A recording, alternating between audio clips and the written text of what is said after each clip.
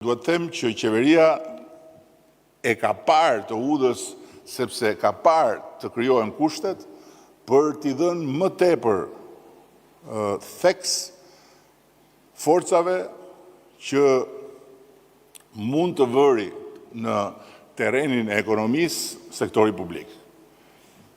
Korporata shqiptare e investimeve është një realitet sot që flet qartësisht për epërsinë e kësaj qasje në raport me atë të mëparshmen që ishte e kushzuar nga koha dhe nga mekanizmat e dobët që ne e kishim në dispozicion.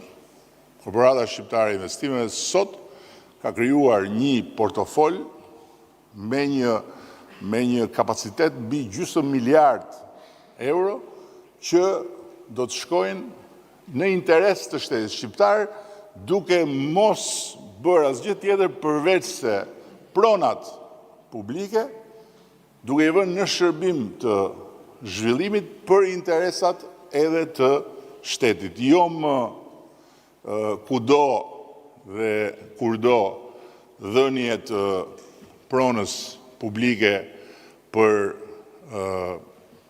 hiç asgjë në emër të zhvillimit, diçka që është bërë në të shkuarën dhe është bërë me drejtë sepse s'ka pas mundësira tjera, se më vjen tani natyrshëm të them edhe për këtë zhurmën e madhe që është ngritur mbi një lajm të rrem, sa thuhet që me demek shteti po fal Zvërnecin, shteti nuk po fal asgjë, sepse shteti aty nuk ka asgjë.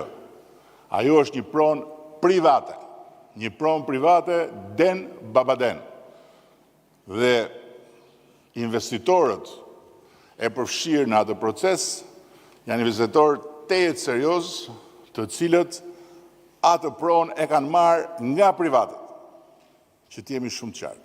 Ndërkohë që shteti ka pasuri në anën tjetër projektit, që është Ishulli i Sazanit, ku ende sot nuk ka mbaruar negociata pasi korporata shqiptare e investimeve është pjesë e projektit. Dhe shteti shqiptar do t'jetë aty. Dhe toka e Ishullit do t'jetë aty e shtetit shqiptar. Kompania tjetër që ne kemi krijuar, që është një kompani publike po ashtu me partneritet privat, është Alp Tresi. Alp Tresi sot ka marrë të gjitha ato që deri dje bëheshin me koncesione të dështuara.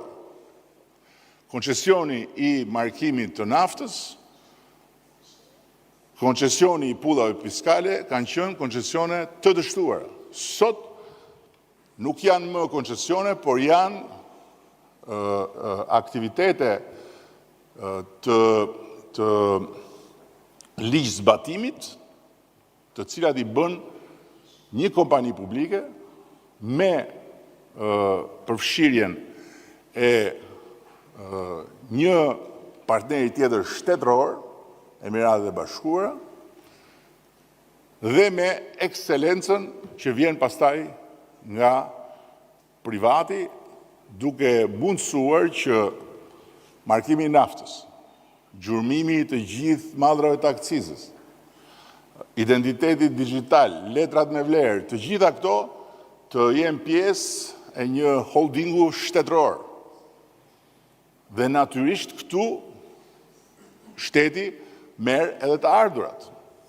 Sot, faktikisht, nuk kemi më në kushtet e koncesionit për pashaportat, edhe për kartat e identitetit. Sot, karta e identitetit kushton më lirë dhe shteti shqiptar, përmes kompanisë përkatëse, Identitek, përfiton para, të cilat deri dje shkonin të gjitha në xhepin e një privati.